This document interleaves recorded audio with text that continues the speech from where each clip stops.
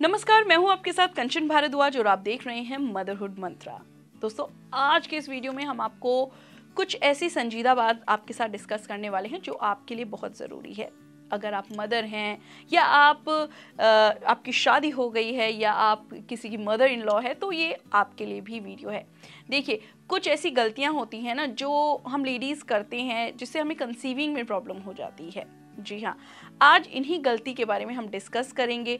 और जब हम डॉक्टर्स के पास जाते हैं वो बोलते हैं सब सही है, यानी कि हमने प्रीवियसली कुछ ऐसी गलतियां की हैं जो हमें कंसीव करने में बहुत दिक्कत हो रही है। तो चलिए, आज ऐसी ही गलतियां हम आपको बताने वाले हैं जो आप अपनी डॉटर इन लॉ को, यानी कि अपनी बहू को भी बता सके, अपनी बेटी को भी बता सके। साथ ही अगर आप शादी करने जा रही हैं और आप चाहती हैं कि आपके तुरंत बच्चे हो जाए, यानी आप चाहती हैं कि बस शादी हो और बस अपनी फैमिली में बिजी हो जाए, तो कुछ ऐसी गलतियां जो आप ना करें ड्यूरिंग आप अगर शादी के बंधन में बंधने वाली हैं।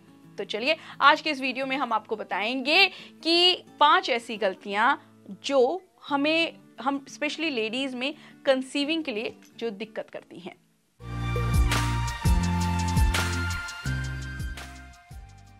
देखिए, पहली ये गलती है कि ओवरवेट। जी हाँ, कई बार ये होता है कि जब हम छोटे होते हैं ना, हमारे जो मम्मी पापा होते हैं वो बोलते हैं कि बच्चे तो बहुत अच्छे लगते हैं, मोटे तगड़े अच्छे होते हैं, लेकिन मोटा तगड़ा होना एक हेल्दी पर्सन की निशानी नहीं है। जी हाँ, एक हेल्दी इंसान की निशानी नहीं है।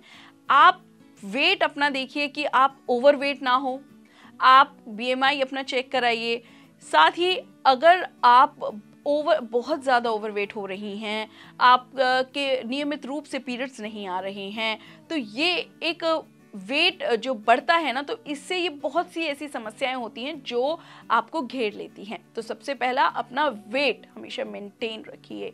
जी हाँ, दूसरी चीज़ है कि आपको अगर रेगुलर पीरियड्स नहीं हो रहे हैं और आप उस पर ध्यान भी नहीं दे रही हैं, अपने रेगुलर पीरियड्स में आपको बहुत ध्यान देना है।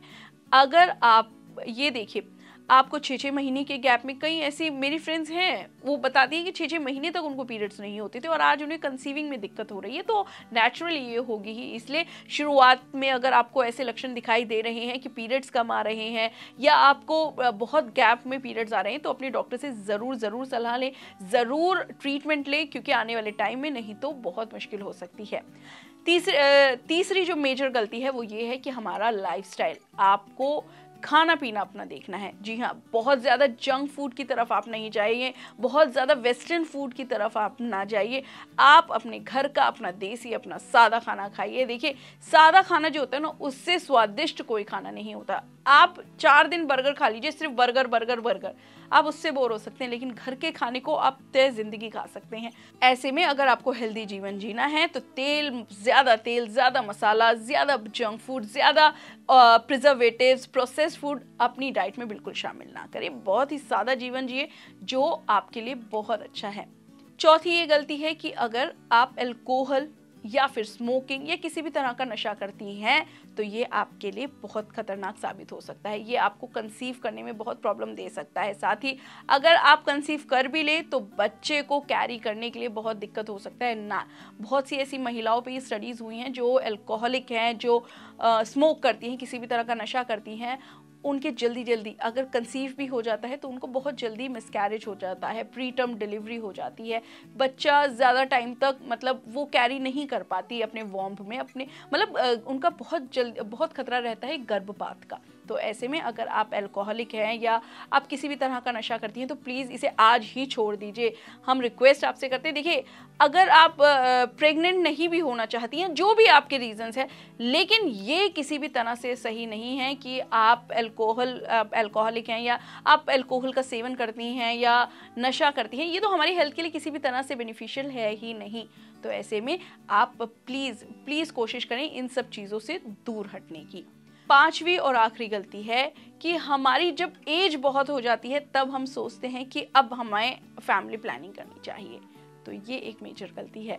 जी हाँ, देखिए, बहुत सी ऐसी महिलाएं इस चीज़ से एग्री नहीं करती होंगी। देखिए, वो उनकी अपनी राय है, ये हमारी अपनी राय है। मैं अपनी पर्सनल एक्सपीरियंस से आपको बता रही हूँ। अगर आप 35 प्लस के हैं तो देखिए, तब बहुत डॉक्टर्स भी यही कहते हैं, इवन डॉक्टर्स तो ये कहते हैं 30+ के बाद अगर आप कंसीव कर रही हैं तो आपको बहुत सारे टेस्ट से गुजरना पड़ेगा, बहुत सारी जांचों से गुजरना पड़ेगा, बच्चों को बच्चे के लिए जो सही हो, आपके लिए जो सही हो, ऐसी बहुत जांचें होती हैं।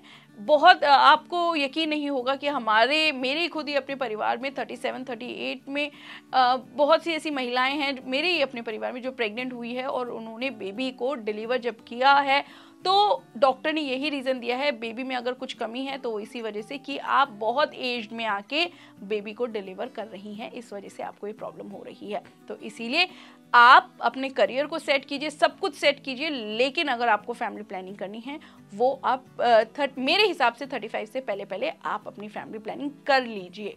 जी हाँ, बहुत ज़रूरी है, क्योंकि देखिए जब हम लोग एक एज में आते हैं तो हमारे एग्स भी उस क्वालिटी के नहीं रहते। साथ ही बहुत ऐसा खतरा हो जाता है बच्चों को, जब बहुत एज में आके हम प्रेगनेंसी के बारे में सोचते हैं तो डाउन सिंड्रोम का खतरा रह जाता है, बहुत ऐसी बीमारियों का खतरा रह जाता है जो जेनेटिक भी होती हैं और जो एज में आके बच्चों को हो सकती हैं। ये ऐसे 5 पॉइंट है, इन्हें आपको दिमाग में रखना है और अब अगर आप फैमिली प्लानिंग कर रही हैं तो इस 5 पॉइंटों को ध्यान में रखें।